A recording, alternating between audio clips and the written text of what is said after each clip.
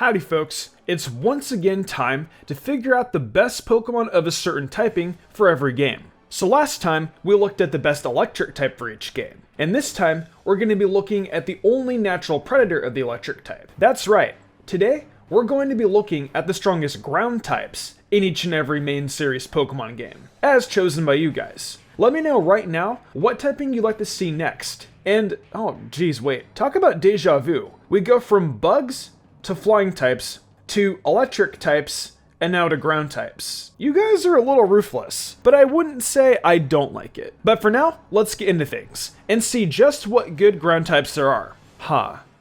You know, that intro felt very familiar. Alright, so let's get things started with the red, blue, and yellow option. And it's one you guys are quite familiar with. It's going to be Dugtrio taking a spot here over Nidoking, due to many factors. The most obvious and important factor being the broken mechanics of the original games. It's something you guys have heard me talk about a few times thus far in this series, and I gotta do so again here, as it can't be understated just how much these mechanics can make or break a Pokemon. Dugtrio has major speed, and access to Slash, which really puts it over the top as the best option for ground types. You want to crit a ton, defeat Lieutenant Surge, and have access to Earthquake? Well, yeah, Dugtrio is the best. That always seems to be the case with these Pokemon that are the best for Gen 1. They're always made even better by the broken mechanics.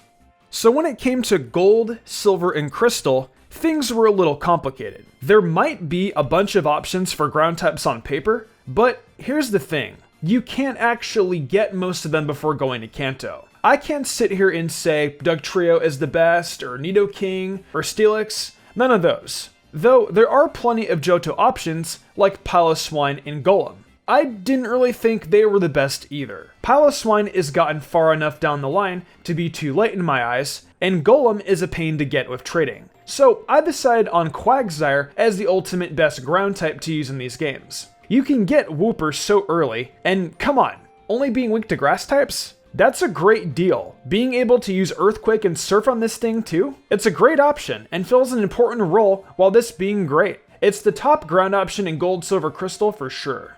Alright, so remember the video I did on the strongest water type for each game? Well, once again, we've got the same answer here on the ground list. It's gotta be Swampert. There just isn't a better option. It isn't just the best starter, clearly. Of its two typings, there isn't anything outclassing it. Similar to the Quagsire line we were just talking about, Swampert is only weak to the grass type, and can access tremendous moves like Surf and Earthquake and use them to its advantage. You don't even have to worry about grass types as much as you'd think, as Swampert has access to ice moves like Ice Beam and Blizzard. Really, I don't have a lot to say because Swampert speaks for itself probably better than any other Pokemon in this video. It's just consistently good in battle and is the best of its typings. Arguably even the best non-legendary Pokemon in the game.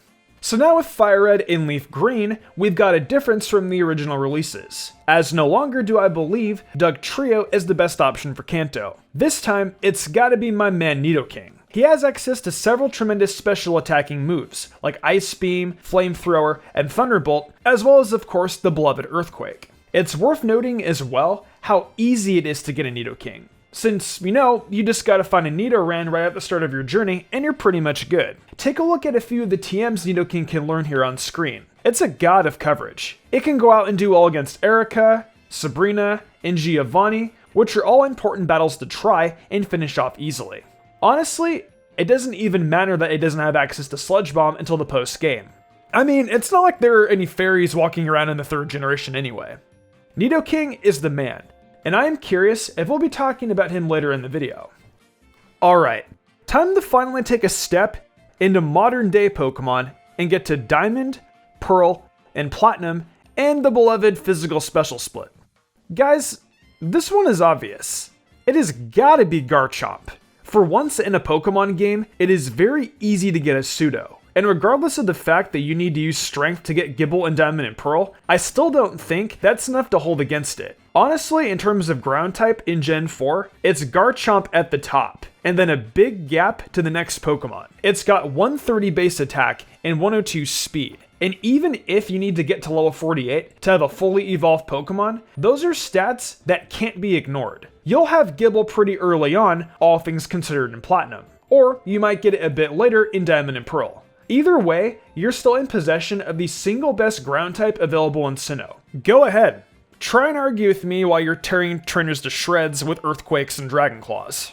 Now, we move on to Heartgold and Soul Silver. And I'm giving you guys a choice here. You can either take Quagsire again, which is still a great Pokemon in these remakes, or you can go with Mamoswine, if you're accepting of the fact that it's very late to get. The important thing is that you get it before your Johto journey ends. And it's so strong, it felt right to bring up here. You'll need to heart scale back on Ancient Power for Piloswine so it can evolve, but you can only do that once you get to Blackthorn. Let me know what you guys think is the best option here though. The late game strong option in Mamoswine, or the early option in Quagsire. I want to hear from you. Alright, we're going to talk about all the Gen 5 releases right here at once. And man, if you guys didn't already know the best here, well, you're a bit nuts. Take your shades off, and then put them back on again. Because it's Crocodile, man. You go and find Sandile in the Desert Resort, and it's game over. Crocodile has base 117 attack and 92 speed, which come together really well to dominate battles with Clay, Elisa, and several others. Its move pool has Earthquake, Crunch, Rock Slide. I feel almost silly needing to try and sell this very obvious truth to you guys. It hardly gets better than Crocodile in an in-game playthrough. Look at its abilities, Moxie and Intimidate. They can both be used to absolutely dominate any battle, and either cripple your opponent or make Crocodile so strong that it can't be defeated. Do I have to go on?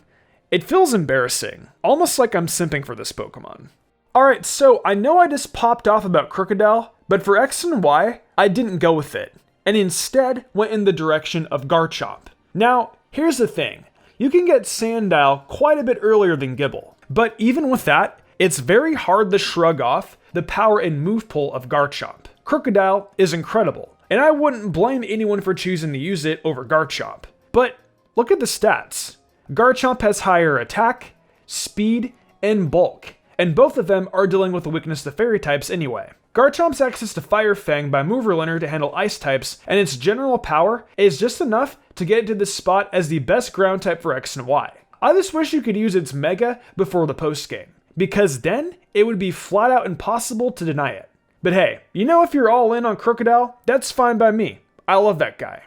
There's not too much to say for Omega Ruby and Alpha Sapphire. It's gonna be Swampert again. Now, it Mega Evolves, and its move pool is bigger. And of course, there's a split, so you already know it's even better. It gets access to an actual physical water type move in Waterfall, which I guess it already had access to, but this time it's actually physical. That's really big when you go into things planning to use its Mega, as when Swampert Mega Evolves, it gets 150 base attack, which will just slam things throughout this new take on the Hoenn region. It can use Hammer Arm for some coverage too. Its ability changes over to Swift Swim, so if you happen to bring the rain, expect to get fast as hell. There's not much left to say about Swampert, other than, hey, it's still pretty good.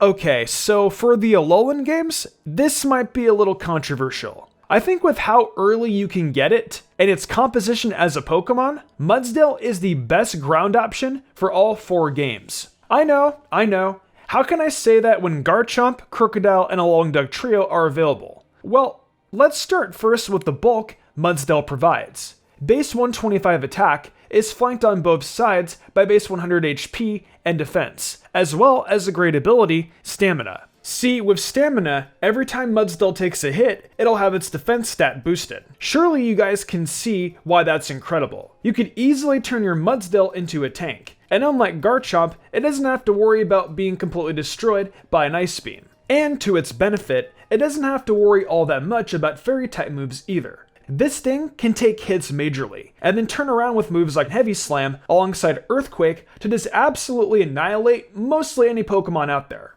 I get it. I really do. If you want to dispute me in the comments, go for it. It doesn't sound right to say Mudsdale over some of these other options, but it's just facts for the in-game playthrough. You get it really early, and you dominate in battle with it, so that was really good enough for me.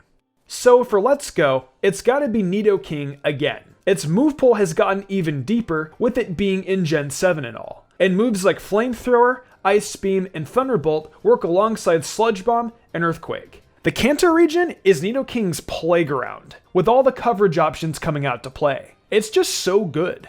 Alright, let's wrap this one up with the Sword and Shield best ground type. I have decided to give you guys two options, since there were a few of you that were voicing a desire to have a non-DLC Pokemon included as an option. So all this say, Mamoswine is the best ground type to use, as its ice typing can come through clutch in a few battles. Though Mudsdale is a great option too, almost as good if not better in some instances. I want to focus more on the best ground type to use if you have the full expansion pass however, and I'd go with my boy Crocodile. The shades are back out and in full swinging Galar, with access to Fire Fang, Thunder Fang, Close Combat, and Rock Slide. And of course, with Earthquake and Crunch, it's destructively dominant. It still has Intimidate and Moxie, and you can get Sandile super early in the Isle of Armor, meaning you'll have it for plenty of important battles.